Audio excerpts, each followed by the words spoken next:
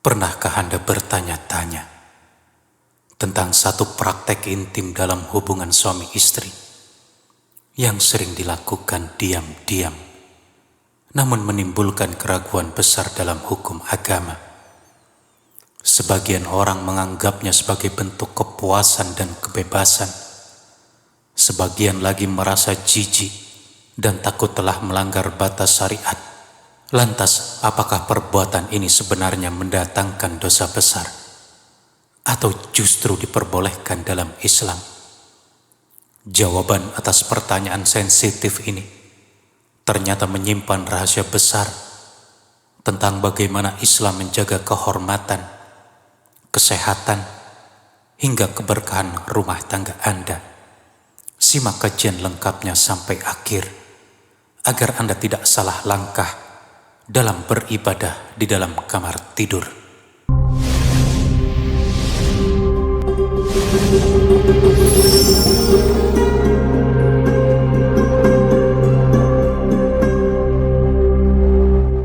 Bismillahirrahmanirrahim. Assalamualaikum warahmatullahi wabarakatuh. Berjumpa kembali sahabatku di channel Rumah Surga. Segala puji hanya milik Allah Subhanahu wa Ta'ala, Rabb semesta alam, yang menetapkan syariatnya sebagai petunjuk dan rahmat bagi seluruh umat manusia. Sahabat Rumah Surga yang dirahmati Allah, dalam mengarungi perjalanan rumah tangga, ada banyak sekali dinamika serta pertanyaan-pertanyaan intim yang kerap berputar di dalam benak kita. Seringkali persoalan ini terabaikan atau hanya dipendam karena rasa malu. Padahal pemahaman syariat di dalamnya sangat penting bagi kesucian ibadah kita. Salah satu pertanyaan yang cukup sering muncul di tengah-tengah pasangan suami istri, namun jarang diulas secara tuntas, adalah mengenai bagaimana sebenarnya hukum menelan air mani atau sperma suami menurut pandangan agama Islam. Sahabat Rumah Surga yang dirahmati Allah, sebelum kita memasuki pembahasan inti yang mendalam ini, mari sejenak kita menyapa satu sama lain di kolom komentar di bawah. Silakan tuliskan dari kota atau daerah mana Anda sedang menyimak kajian dari channel Rumah Surga ini. Semoga majelis ilmu virtual ini dapat menyatukan tali silaturahmi dan menjadi saksi kebaikan kita kelak di akhirat. Jangan lupa untuk mendukung keberlanjutan dakwah channel Rumah Surga ini dengan menekan tombol like serta subscribe. Dengan membagikan video ini, Anda juga turut berkontribusi dalam menyebarkan pemahaman syariat yang benar dan membawa keberkahan bagi lebih banyak keluarga muslim di luar sana. Saudaraku yang dirahmati Allah, kehidupan pernikahan adalah sebuah ikatan suci yang bernilai ibadah yang sangat panjang. Seiring dengan perkembangan zaman, perubahan pola pikir, serta keterbukaan informasi di dunia digital, bentuk interaksi dan variasi dalam hubungan suami istri pun mengalami perkembangan yang cukup pesat. Banyak pasangan yang mulai mempertanyakan batas-batas etika, kepantasan, serta hukum fikih dari berbagai praktek hubungan intim. Salah satunya adalah tindakan menelan sperma suami. Sebagai hamba yang meyakini bahwa setiap detik kehidupan dan setiap jengkal perbuatan kita harus bernilai ibadah, maka sangat penting bagi kita untuk mengetahui mana yang diridhoi Allah dan mana yang dilarang oleh Allah. Untuk mengurai masalah ini secara utuh dan adil, kita tidak bisa hanya bersandar pada perasaan subjektif semata. Kita perlu mengkaji secara komprehensif melalui 3 sudut pandang utama, yaitu penelusuran fikih dan dalil agama, tinjauan medis dari sains modern, serta analisa sosial dan keadaban dalam konteks ajaran Islam.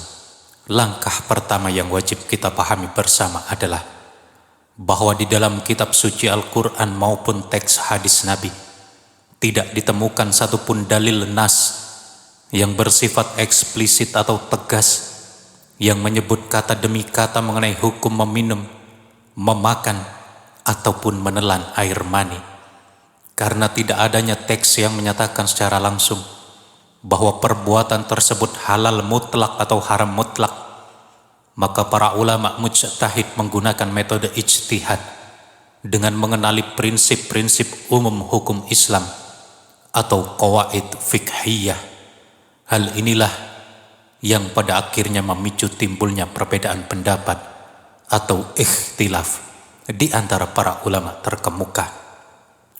Sebagai masyarakat yang umumnya merujuk pada mazhab Syafi'i, kita dapat menemukan dua pandangan utama di dalam internal mazhab ini.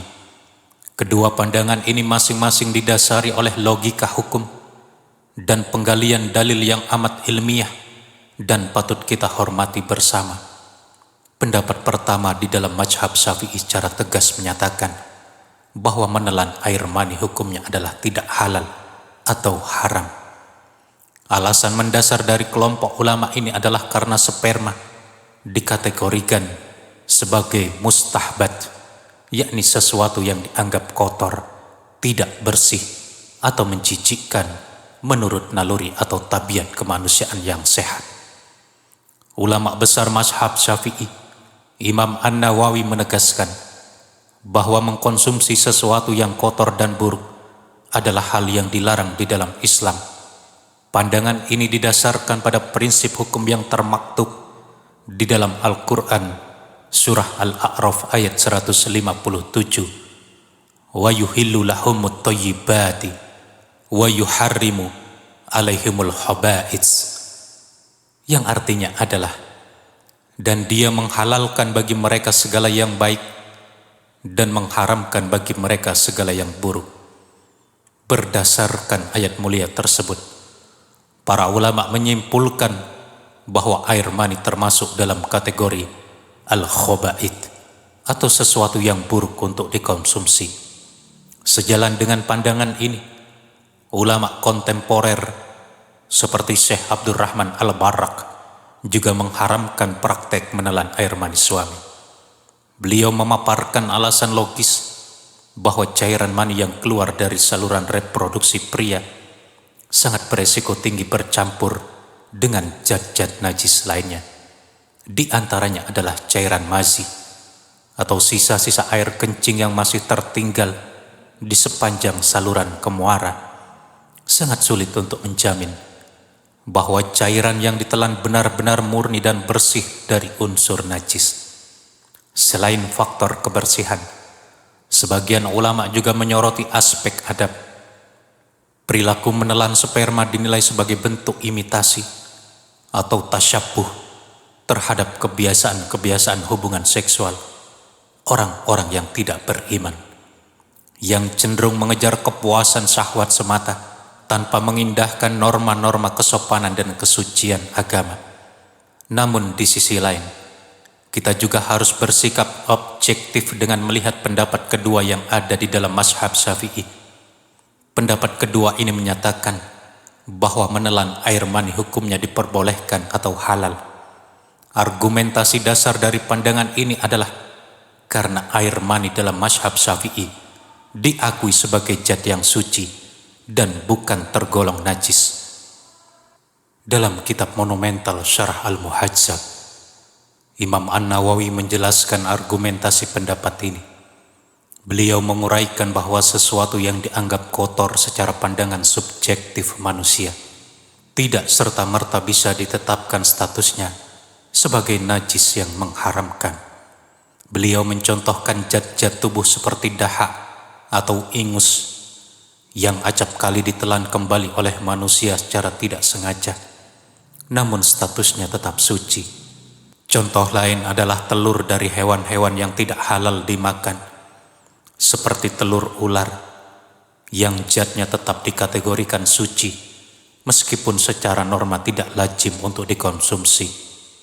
Perbedaan sudut pandang ini makin mekar jika kita melihat pemikiran di luar mazhab Syafi'i. Ustadz Islam Al-Ansori dalam karyanya 3 Sumber Najis memaparkan bahwa mayoritas ulama atau jumhur ulama dari mazhab Hanafi, Maliki, dan Hambali memiliki pandangan yang berbeda. Mereka menetapkan bahwa air mani berstatus najis. Dasar hukum yang digunakan oleh jumhur ulama adalah hadis sahih dari Ummul Mukminin Aisyah radhiyallahu anha. Beliau menceritakan pengalaman membersihkan bekas air mani yang telah mengering di pakaian Rasulullah sallallahu alaihi wasallam dengan cara mengeriknya sebelum Nabi mendirikan sholat.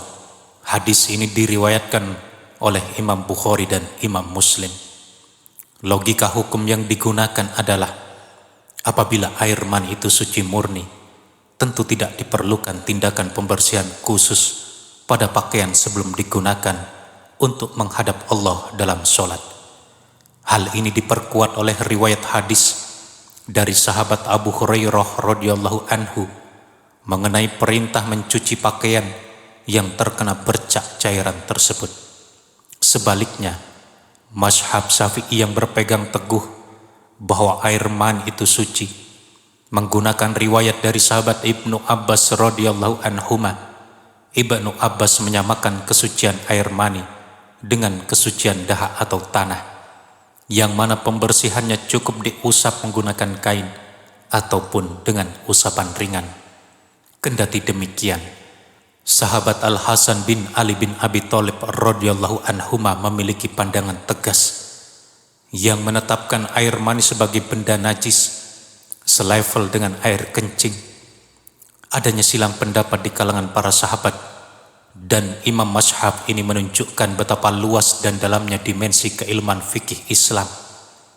Melihat riwayat-riwayat yang ada, Imam An-Nawawi berpesan agar setiap umat muslim senantiasa bersikap dewasa, tidak terburu-buru menghakimi, serta mendalami argumen di balik setiap mazhab.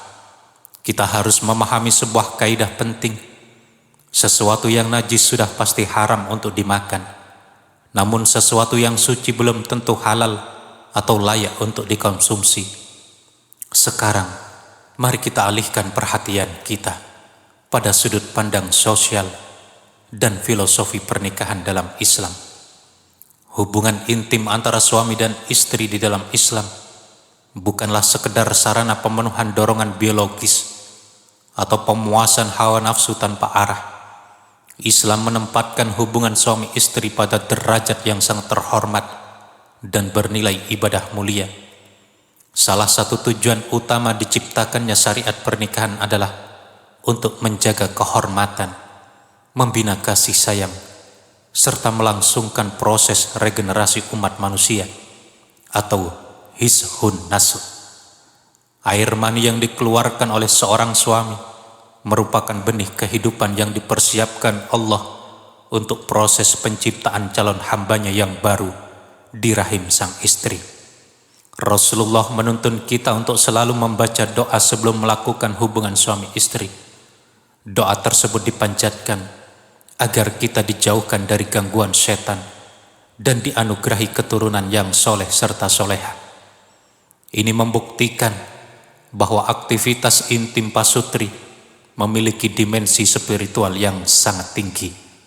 Ketika interaksi intim mengalami pergeseran fokus, hanya berpusat pada pencarian kepuasan instan semata, seperti praktek menelan sperma, beberapa ulama merasa khawatir.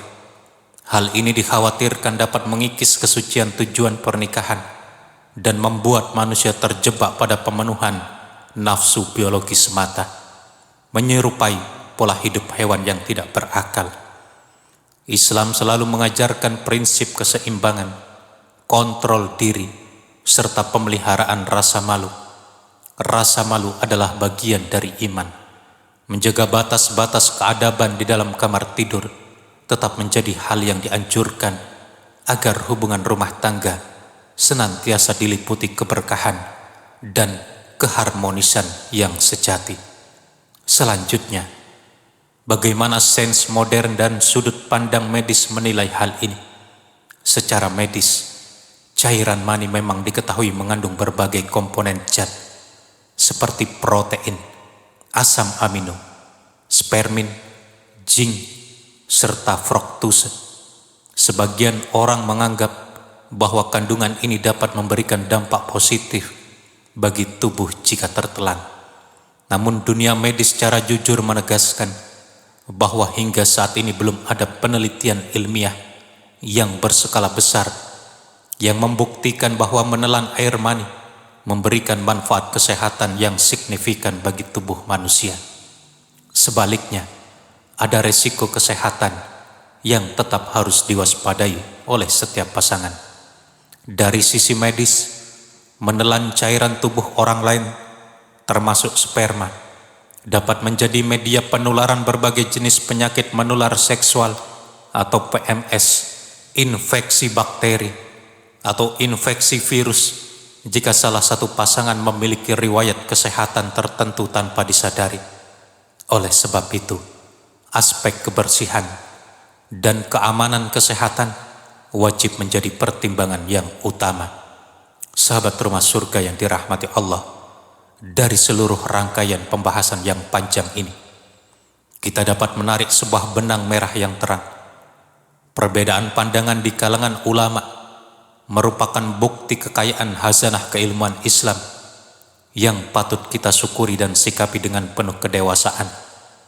Bagi kita sebagai hamba yang mendambakan keridhoannya, mengambil sikap hati-hati atau warok dan menjauhi hal-hal yang diragukan atau menimbulkan rasa jijik adalah tindakan yang sangat mulia apabila tindakan tersebut memicu keraguan, ketidaknyamanan atau rasa jijik pada diri istri.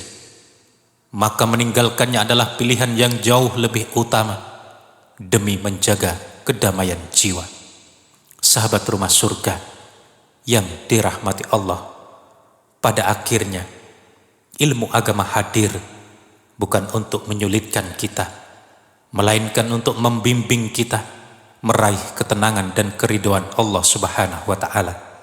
Jika kajian ini memberikan pencerahan dan manfaat bagi Anda serta keluarga Anda, mari bantu sebarkan kebaikan ini dengan menekan tombol like, subscribe, dan nyalakan lonceng notifikasinya agar Anda tidak ketinggalan kajian-kajian penting berikutnya. Tuliskan pula pandangan ataupun pengalaman Anda di kolom komentar di bawah secara bijak. Jangan lupa bagikan video ini kepada pasangan atau sahabat-sahabat Anda, karena satu kebaikan yang Anda sebarkan bisa menjadi ladang pahala jariah yang terus mengalir. Terima kasih telah menyimak hingga akhir. Semoga Allah Subhanahu wa Ta'ala senantiasa menjaga kesucian dan keharmonisan rumah tangga kita semua. Subhanakallahumma wa bihamdika ashhadu an la ilaha illa anta astaghfiruka wa atubu ilaik. Assalamualaikum warahmatullahi wabarakatuh.